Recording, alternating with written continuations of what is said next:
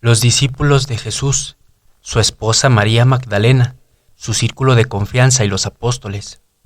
Jesús, por otro lado, afianzó sus derechos dinásticos contrayendo matrimonio con María Magdalena, princesa de sangre real perteneciente a la poderosa tribu de Benjamín.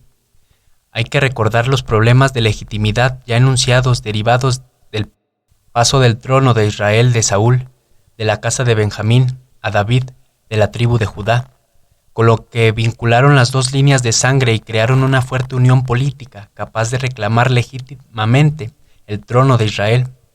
María Magdalena fue hermana de Marta y Lázaro, el resucitado, la verdadera personalidad de San Juan Evangelista. Lázaro unió a su condición de cuñado una gran admiración por Jesús, ofreciéndole siempre su amistad y un importantísimo apoyo, lo que le convirtió en el discípulo amado citado en los Evangelios. A nadie puede extrañar que Jesús, como todo judío devoto, se casase. Las pautas sociales de la época prácticamente prohibían que un hombre judío fuese soltero, y en la tradición hebrea el celibato era censurable, siendo obligación del padre buscarle una esposa adecuada a sus hijos. Y sobre el enlace matrimonial entre Jesús y María Magdalena hay numerosas referencias en muy diversos textos.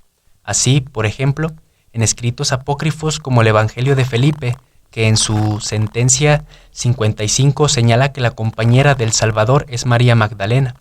Cristo la amaba más que a todos sus discípulos y solía besarla en la boca. Lo cierto es que las bodas de Caná, en Galilea, por el año 27, fueron las de María Magdalena y Jesús, siendo coincidente, por tanto, su identidad con la del esposo. En calidad de tal lo trata el Maestre Sala en el episodio evangélico San Juan 2:9 al 10. Esta verdad ha intentado ocultarse bajo mil mentiras, llegando incluso a hacer de la Magdalena una prostituta redimida, una perversa invención del Papa Gregorio I en el año 591, cuyo error no ha sido corregido oficialmente por la Iglesia hasta 1969.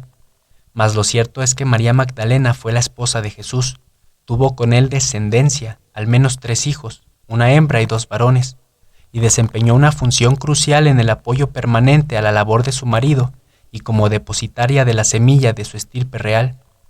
Y si fue pecadora, se debió a que profesaba de manera abierta su devoción por dioses y sobre todo diosas ajenas a las creencias judías y que enlazaban directamente con la tradición egipcia. Asimismo, tuvo profundos conocimientos esotéricos, lo que sumado a su saber acerca de la misión prolítica y espiritual de Jesús, provocó que en algunos textos se la señale como la que lo sabía todo. De hecho, Cristo tuvo en ella, en su madre María, en su hermano gemelo Tomás y en el grupo de gente de Betania, Lázaro, San Juan Evangelista, Marta y Simón, el leproso, entre ellos, su círculo de confianza y de mayor identidad espiritual.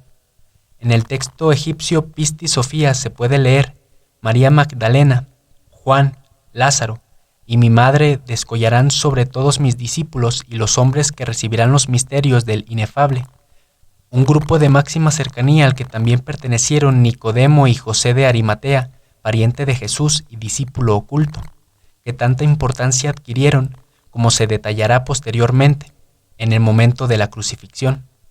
Por cierto, que no puede sorprender que entre los miembros de este círculo hubiese mujeres, pues éstas jugaban un notable papel en las enseñanzas recibidas por Jesús, en las que se valoraba la mayor sensibilidad femenina para el aprendizaje y la práctica mística, interpretando la escena del paraíso como el acceso de Eva a la sabiduría, representada por la serpiente, siendo ella quien la transmitió después a Adán.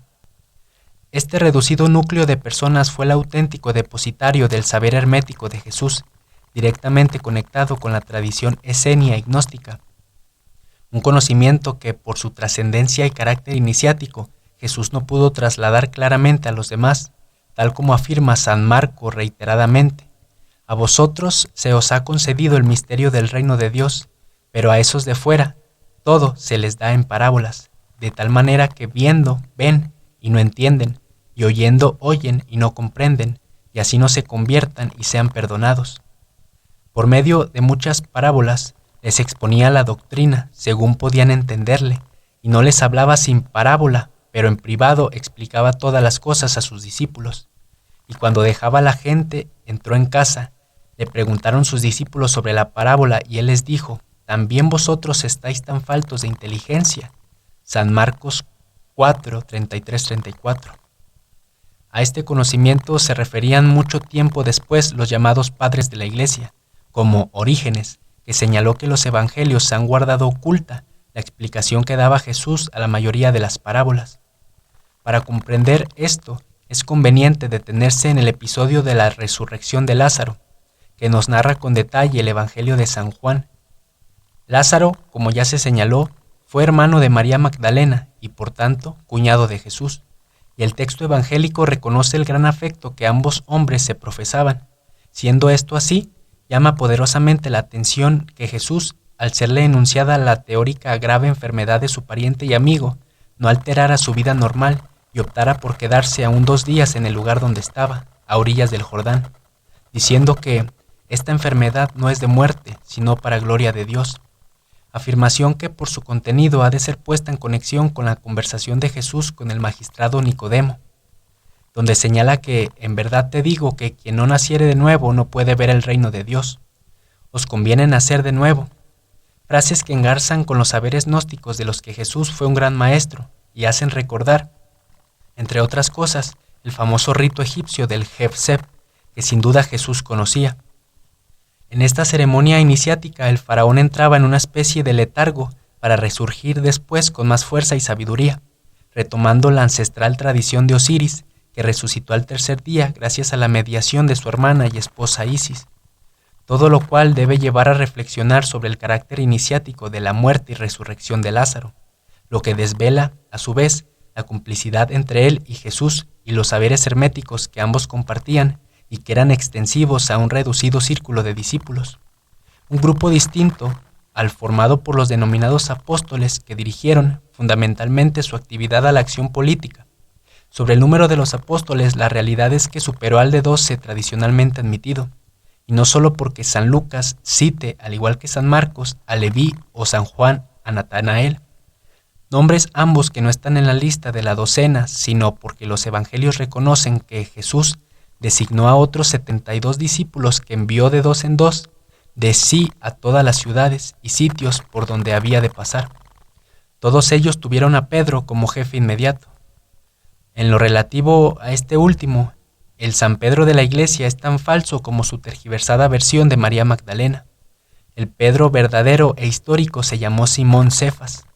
En arameo, la lengua de Jesús, Cefas, Kepá, significa roca o agua de piedra.